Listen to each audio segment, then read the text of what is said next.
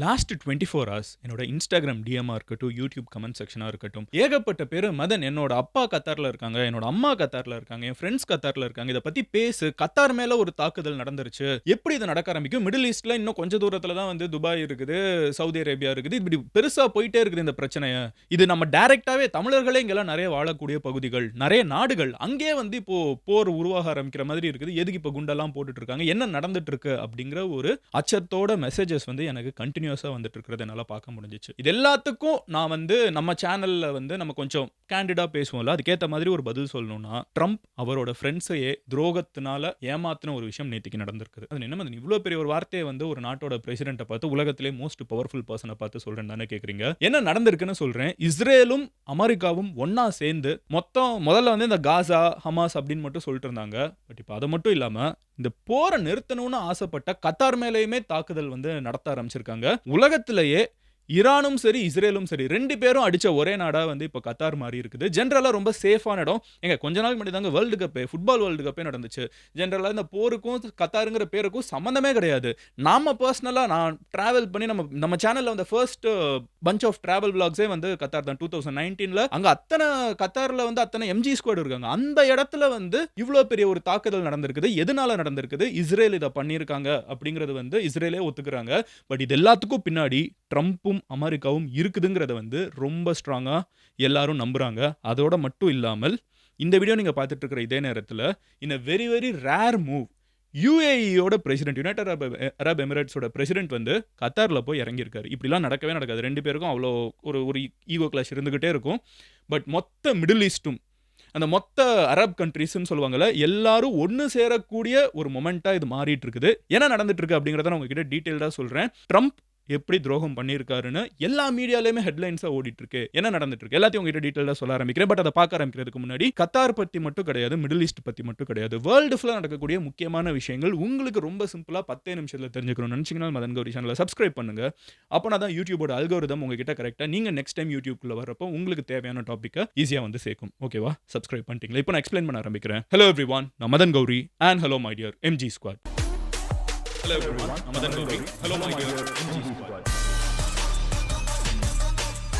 First விஷயம் என்ன அப்படின்னு பார்த்தீங்கன்னா, என்ன நடந்திருக்குன்னு சொல்லிடுறேன். செப்டம்பர் 9 அன்னைக்கு நேத்திக்கு ஒரு மிகப்பெரிய ஒரு மீட்டிங் வந்து கத்தாரில் நடக்க போகுது. கத்தார் யாருன்னு பார்த்தீங்கன்னா, ஒரு சின்ன ஃபிளாஷ்பேக் போட்டு பார்த்தோம்னால், இஸ்ரேலுக்கும் பலஸ்தீனில் இருக்கக்கூடிய இந்த காசா பகுதியில் இருக்கிற ஹமாஸுக்கும் வந்து பிரச்சனை ஒரு 2 வருஷமா போயிட்டு இருக்குது. என்ன பிரச்சனை போயிட்டு இருக்குது?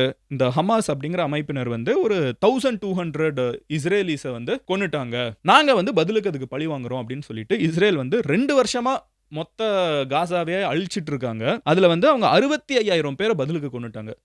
எங்க நாட்டில் இருக்கிற 1200 பேரை கொண்டுட்டாங்கிறதுக்கு பழிவாங்க ஆரம்பிச்ச இஸ்ரேல் வந்து அமெரிக்காங்கிற ஒரு மிகப்பெரிய அணு சக்தி, உலகத்திலே பவர்ஃபுல் கண்ட்ரி பின்னாடி இருக்கிறதின் பட்சத்தில் இப்போ ட்ரம்ப் வேற வந்து பயங்கர க்ளோஸ் நெத்தன்யாஹுக்கு, இஸ்ரேலோட ஹெட்டுக்கு. 2 பேரும் டாக் டீம் போட்டு என்ன பண்ணிட்டாங்கன்னு பார்த்தீங்கன்னா 65,000 பேரை இந்த சைடு பலஸ்தீன்ல வந்து சாகடிச்சிருக்காங்க. இந்த 64,000 பேரோட இது முடிஞ்சிருச்சான்னு கேட்டீங்கன்னா அதான் கிடையாது. அவங்களோட வீடுகள் எல்லாம் உடையப்பட்டு இங்க அவங்க ஊரே கிடையாது, லிட்டரலா ஒரு கண்ட்ரி வந்து இருந்துச்சு, இப்போ அது கிடையாது, அது தரமட்டம் ஆயிடுச்சு.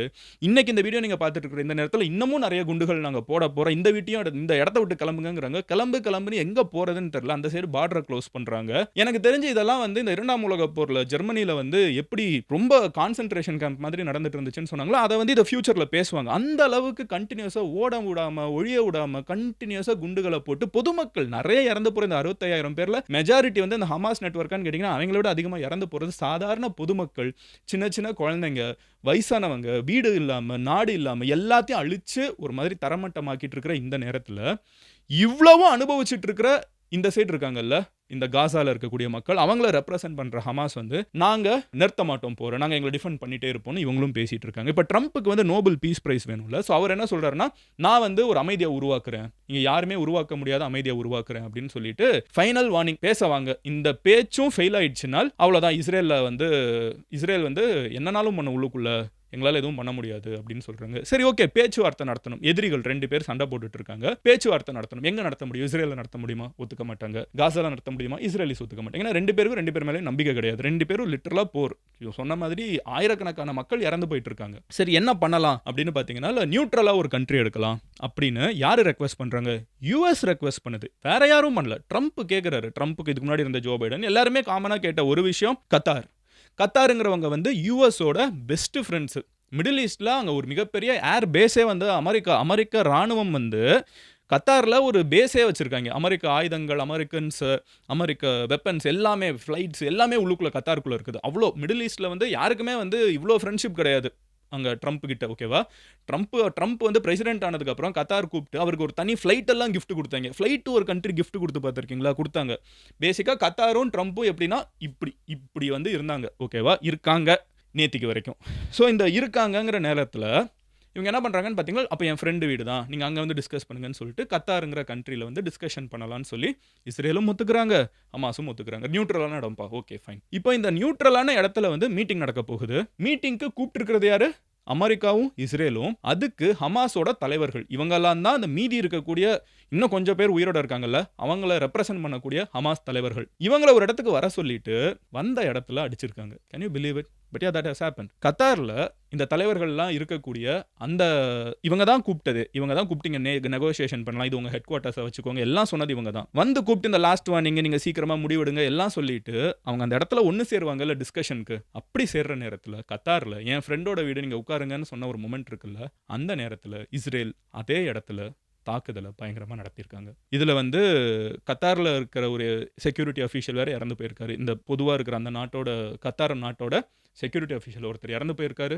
இது போக வந்த தலைவர்கள் இறந்துட்டாங்க அப்படின்னு சொல்லிட்டு இஸ்ரேல் கிளைம் பண்ணுறாங்க. ஹமாஸ் இருந்துக்கிட்டு கொஞ்சம் பேர் இறந்துருக்காங்க, கொஞ்சம் பேர் தப்பிச்சிருக்காங்கன்னு சொல்லப்படுது. பட் ஒரு முக்கியமான தலைவரோட பையன், ஓகேவா, சம்மந்தமே இல்லை, அவனுக்கும் இதுக்கும் சம்மந்தமே இல்லை, பட் அவனும் அங்கே இருந்ததுனால அவனும் இறந்து போயிருக்கான் அப்படின்னு சொல்லப்படுது. இதெல்லாம் நடந்து முடிஞ்ச உடனே கத்தாருக்கு இதெல்லாம் நடந்து முடிஞ்சிருச்சு. ஓகேவா? நடந்து முடிஞ்சு 10 நிமிஷம் கழிச்சு, இவ்வளோ நார்மல் டே நம்ம யோசிச்சு பாருங்களேன். சென்னையில் நம்ம நார்மலாக ஒரு நாள் வெளியே போயிட்டு இருக்கோம், ஆஃபீஸ் போகிறோம், ஆஃபீஸில் உட்காந்து வேலை பார்த்துட்டு இருக்கோம், ஸ்கூல் போகிறோம், காலேஜ் போகிறோம், it's regular day for us.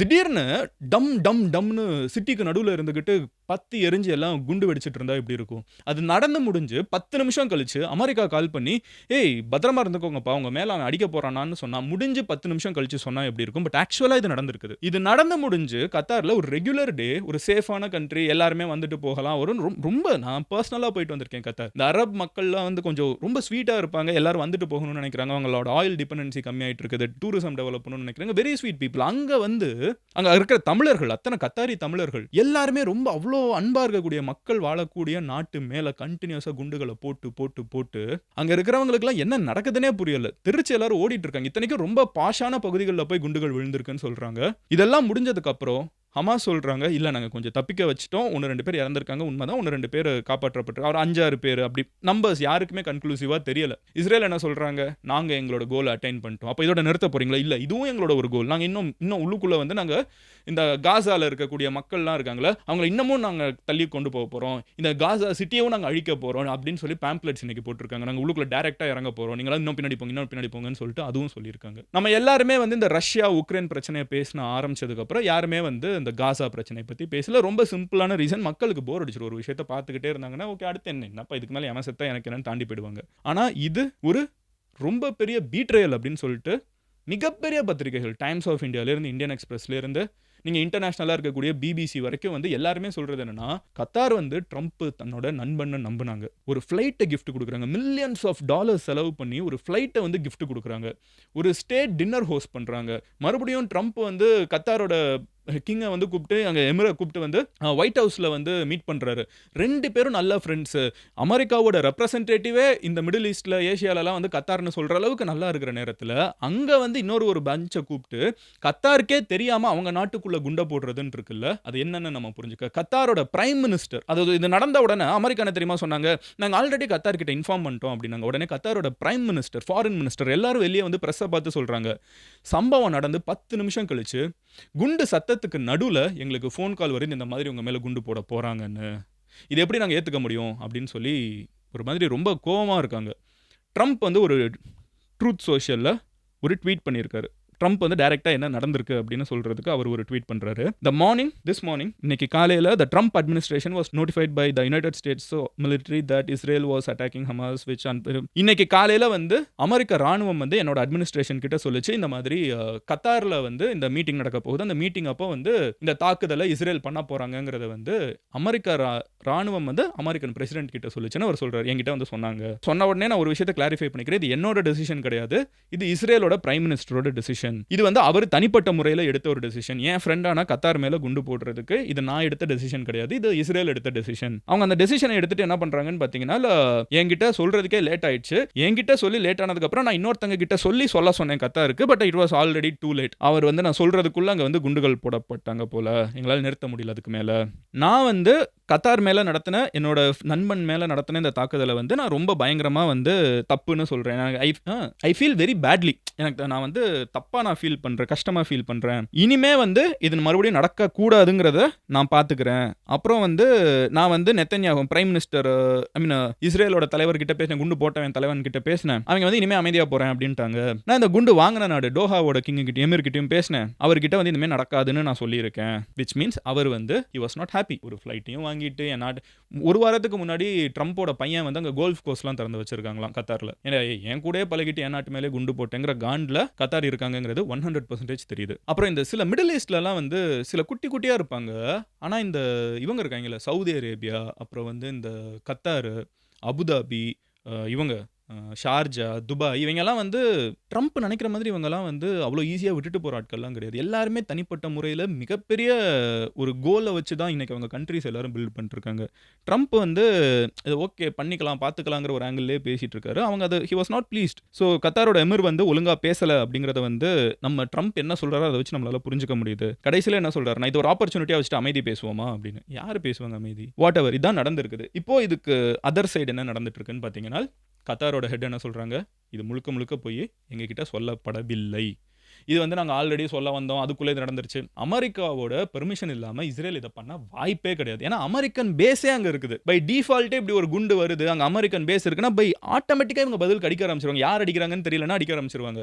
இது அவங்களுக்கு நல்லா தெரிஞ்சு எங்களை கைவிட்டுட்டாங்கிறத வந்து கத்தார் ரொம்ப ஸ்ட்ராங்காக நம்புது. அதை நம்புறது மட்டும் இல்லாமல் அவங்கள சுற்றி இருக்கக்கூடிய இந்த தனித்தனி கண்ட்ரீஸ்லாம் இருக்காங்களா, அவங்களுக்கு கூட நிறைய பிரச்சனைகள் இருக்குது. பட் அது எல்லாத்தையும் விட்டுட்டு கத்தார் வந்து எல்லாரும் ஒன்று சேர வேண்டிய நேரம்னு சொல்லிட்டு ஒரு இன்விடேஷனை கொடுக்குறாங்க. இன்னைக்கு யுஏஇயோட ஹெட், யுனைடெட் அரப் எமிரேட்ஸோட ஹெட் வந்து கத்தாருக்கு கிளம்பி போயிருக்காங்க. Which is a rare thing. 2 வருஷமா அவங்க போனதே கிடையாது. இப்போ கிளம்பி போயிருக்காங்க.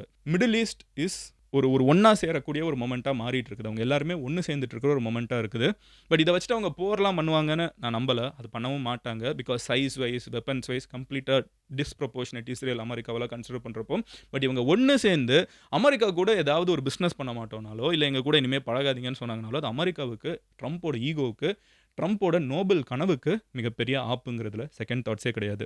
இதை பார்த்துட்டு இருக்கப்போ தான் நிறைய பேர் சொல்கிறாங்க, இது ஒரு லெசனாக எடுத்துக்கணும். அமெரிக்கா இல்லை, இது ட்ரம்ப்பை வந்து ட்ரம்ப்பை நம்பினாலும் சரி, ட்ரம்ப்பை நம்பலைனாலும் சரி, ட்ரம்ப் கூட ஃப்ரெண்டாக இருந்தாலும் சரி, ட்ரம்ப்போட எதிரியாக இருந்தாலும் சரி, ட்ரம்ப் என்ன பண்ணணும்னு நினைக்கிறாரோ அதை தான் பண்ணுவார். எப்படி இந்தியா கூட நல்லா ஃப்ரெண்டுன்னு சொல்லிட்டு நம்ம மேலே 50% டாக்ஸஸ் சம்மந்தமே இல்லாமல் போட்டாரோ, அந்த மாதிரி இதுவும் ஒரு விஷயம் தான். ட்ரம்ப்போட துரோகம் அப்படின்னு சொல்லிட்டு ரொம்ப பப்ளிக்காக எல்லா பிரஸுமே பேச ஆரம்பிச்சிட்டாங்க. யூரோப்பில் இருக்கிற மக்களே வந்து இது தப்புன்னு சொல்ல ஆரம்பிக்கவும் செய்கிறாங்க. இல்லை, ஒரு அளவு இல்லையா? எத்தனை பேர் தான் இப்படி கொண்டுகிட்டே இருப்பீங்க? கூப்பிட்டு வச்சு பேச்சுவார்த்தைன்னு சொல்லிட்டு கொள்றது, இதுக்கெல்லாம் பாயிண்டே இல்லைங்கிறது குளோபலாக எல்லாரும் பேச ஆரம்பிக்கக்கூடிய விஷயமா இருக்குது. But this is what has happened in Middle East. நீங்கள் என்ன நினைக்கிறீங்க? ட்ரம்ப்புக்கு வந்து இது தெரிஞ்சு தவிர்க்க முடியாத ஒரு சுச்சுவேஷனாக இருக்கும் அப்படின்னு நினச்சிங்கன்னா ட்ரம்ப் வாஸ் குட் அப்படின்னு சொல்லுங்கள். இல்லை, அவர் பீட்ரே தான் பண்ணிட்டாரு அப்படின்னு நினச்சிங்கன்னா பீட்ரேயர் அப்படின்னு சொல்லி கமெண்ட் பண்ணுங்கள். நாளைக்கு இன்னொரு வீடியோவில் பார்க்குறேன். இந்த கமெண்ட் செக்ஷனில் தெரிஞ்சிடும் மக்கள் என்ன நினைக்கிறீங்க ட்ரம்ப்பை பற்றினு, இங்கே கத்தாரில் நடந்த விஷயத்தையும் பற்றி. இன்னொரு வீடியோவில் உங்ககிட்ட என்ன நடந்துச்சு அப்படிங்கிறத அடுத்த டாப்பிக்கை பற்றி டீட்டெயிலாக எக்ஸ்பிளைன் பண்ணுறேன். Which will be Russia and NATO. ஏன்னா அங்கே இன்னொரு பிரச்சனை உருவாகிட்டு இருக்குது. அது என்னங்கிறத நாளைக்கு நான் உங்ககிட்ட டிஸ்கஸ் பண்ணுறேன். நீங்கள் என்ன பர்சனலாக ஃபாலோ பண்ணணும்னு நினச்சிங்கன்னா இங்கே மதன் கௌரி அப்படின்னு சொல்லிட்டு இங்கே யூடியூப்பில் சர்ச் பண்ணி சப்ஸ்கிரைப் பண்ணிவிடுங்க. அதனால தான் பார்த்துட்டு இருக்கீங்க. பட் எந்த சோஷியல் மீடியாவினாலும் நீங்கள் சர்ச் பண்ணிங்கன்னா வந்துடும். இது போக மதன் கௌரி தமிழ் அப்படிங்கிற ஒரு சேனல் வந்து ஃபுல்லாக நம்ம வந்து புதுசாக ஆரம்பித்து நம்மளோட பழைய வீடியோஸ்லாம் ரீபூட் பண்ணி போட்டுட்ருக்கோம். அது போக நீங்கள் வந்து பார்த்தீங்கன்னா மதன் கௌரி கிளிப்ஸும் இருக்குது. அதில் வந்து ஹை பாயிண்ட்ஸ் எல்லாத்தையுமே கட் பண்ணி போட்டுறதும் இருக்குது. நம்ம சேனலாக நிறைய பேருக்கு டவுட் இருந்துச்சு, நம்ம சேனல் தான், அதையும் சொல்லிட்டேன். Anyway, see you tomorrow. Love you all. Take care. Bye. Cheers MGs.